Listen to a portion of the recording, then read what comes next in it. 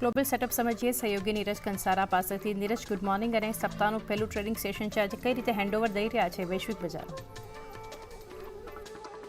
જી good morning ચારની. અને અત્યારે થોડુંક આપણને મિશ્ર સંકેતો જ ખાસ કરીને મળી રહ્યા છે. કોઈ બહુ મોટા તેજીના કે કોઈ બહુ મોટા ઘટાડાના સંકેતો ખાસ કરીને નથી. શુક્રવારના દિવસે અમેરિકાના બજારની અંદરનો કારોબાર જોશો તો ત્યાં આગળ તમને ફરી એક વખત જે ગયા અઠવાડિયે આપણને આખી સ્ટોરી જોવા મળી હતી એવી જ સ્ટોરી જોવા મળી. નાસ્ડેક અને S&P 500 બંનેમાં એક નવા રેકોર્ડ સ્તરે આપણને કામકાજ જોવા મળ્યું, જ્યારે ડાઉ જોન્સની અંદર ખાસ કરીને એક અંડર પરફોર્મન્સ આપણને જોવા મળ્યું છે. અને જુઓ, નાસ્ડેક હવે પોતાના જે 20,000 પોઈન્ટનો જે એક માર્ક છે એનાથી લગભગ અત્યારે 150 પોઈન્ટ જેટલો દૂર આપણને રહેતો પામી રહ્યો છે. ખાસ કરીને અહીંયાથી ટેકનોલોજી શેર્સની અંદર આપણને સારી એવી તેજી જોવા મળી, જેમાં ટેસ્લા, મેટા, એમેઝોન આ બધા સ્ટોક્સની અંદર સારી એવી તેજી આવી, જેનો એક ફાયદો અહીંયાથી બજારને મળતો દેખાયો. 18 ડિસેમ્બરના હવે અમેરિકન ફેડનો વ્યાજ દરનો નિર્ણય આવવાનો છે અને બજારમાં અત્યારે હવે 86% લોકો એવું માની રહ્યા છે કે 5% વ્યાજ દર તો નક્કી જ આવશે. જો આપણે જ્યારે નવેમ્બર મહિનાથી શરૂઆત કરી હતી ત્યારે લગભગ 54% પર આ લોકોનો વિશ્વાસ હતો, જે અત્યારે વધીને 86% પર થઈ ગયો છે.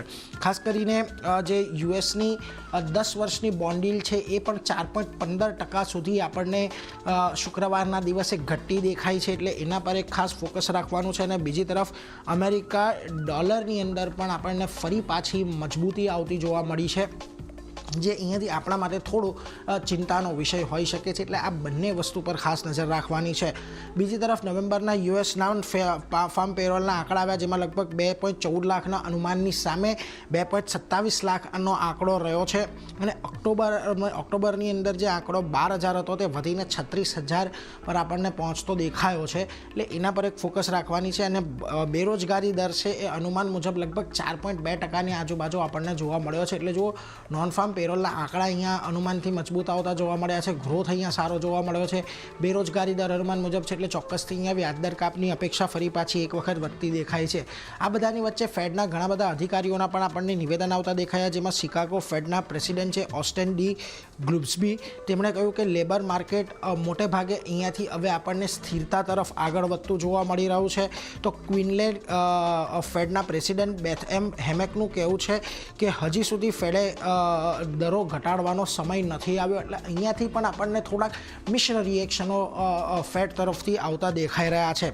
પરંતુ આ બધાની વચ્ચે હવે જે જેરોમ પોવેલ છે એમની પણ એક ટર્મ પૂરી થવા માટેની તૈયારી છે, અને ટ્રમ્પનું એમના પર નિવેદન આવ્યું છે. જેરોમ પોવેલને ફેડ ચેરમેનના પદ પરથી હટાવવાનો કોઈ અત્યારે ઈરાદો નથી. તેમનું કહેવું છે મે 2026માં જેરોમ પોવેલનો કાર્યકાળ સમાપ્ત થાય છે, અને ડોનાલ્ડ ટ્રમ્પે જેરોમ પોવેલના ફેડ ચેરમેનને જ નિયુક્ત કર્યા હતા, એટલે અહીંયાથી હવે એમનું આ જે પદ છે એ એમને હટાવી નહીં શકે. લગભગ આ પ્રકારનું નિવેદન આવ્યું છે, એટલે કદાચ હજી જેરોમ પોવેલ આપણને યુએસ ફેડના ચેરમેન તરીકે થોડો લાંબો સમય અહીંયાથી રહેતા જોવા મળી શકે છે. ઘણા બધા અન્ય જે દેશોમાંથી આપણને ઇવેન્ટો આપણે ગયા અઠવાડિયે અનફોલ્ડ થતી જોઈ, ખાસ કરીને સાઉથ કોરિયાની અંદરથી તો રાષ્ટ્રપતિએ કે જેમણે માર્શલ લો લાદ્યો હતો તેમણે માફી માંગી લીધી છે. શનિવારે તેમણે માફી માંગી અને તેમણે ખાસ કરીને કહ્યું છે કે હવે તેઓ ક્યારેય પણ આવી રીતે માર્શલ લો છે એનો ઉપયોગ અહીંયાથી નહીં કરે. ખાસ કરીને એમના વિરુદ્ધ એક મહાભિયોગનો પણ પ્રસ્તાવ હતો, અને મહાભિયોગના પ્રસ્તાવનો મત પણ એવો અમુક જ મતથી ખાસ કરીને જીત્યા હતા, એટલે એમાં પણ એવો બચી ગયા છે. જો કે ખાસ કરીને હવે અહીંયાથી સાઉથ કોરિયાની અંદર એક વિરોધ પ્રદર્શન વધી રહ્યું છે કે તેમને રાષ્ટ્રપતિના પદ પરથી હટાવવામાં આવે. અને ખાસ કરીને અત્યારે પીએમ જે છે ત્યાંના હાન ડક્સુ, તેઓ રોજિંદા જે કામકાજ છે એની થોડી દેખરેખ રાખશે, એ પ્રકારનું અત્યારે સેટઅપ અહીંયા ત્યાં આગળ કરવામાં આવ્યું છે. બીજી તરફ સિરિયાની અંદરનો સંકટ પણ આ વખતે આપણને થોડું હવે ઈઝ થતું દેખાઈ રહ્યું છે, કારણ કે બશર અલ અસદની જે સરકાર હતી એનો પણ અંત આવ્યો છે. ત્યાં આગળ વિદ્રોહીઓ દ્વારા જે વિદ્રોહ કરવામાં આવ્યો, માત્ર 10 દિવસની અંદર તેમણે બશર અલ અસદને પોતાની સત્તા પરથી હટાવી દીધા છે. અને ખાસ કરીને એવા પણ અમુક રિપોર્ટ આવ્યા છે કે બશર અલ અસદની આપણે પ્લેન ક્રેશની અંદર મોત થઈ છે. જોકે પછીથી આપણને રશિયાની અંદરથી પણ તેમના ફૂટેજીસ અને વિડીયો અને તેમના નિવેદનો આવતા દેખાયા.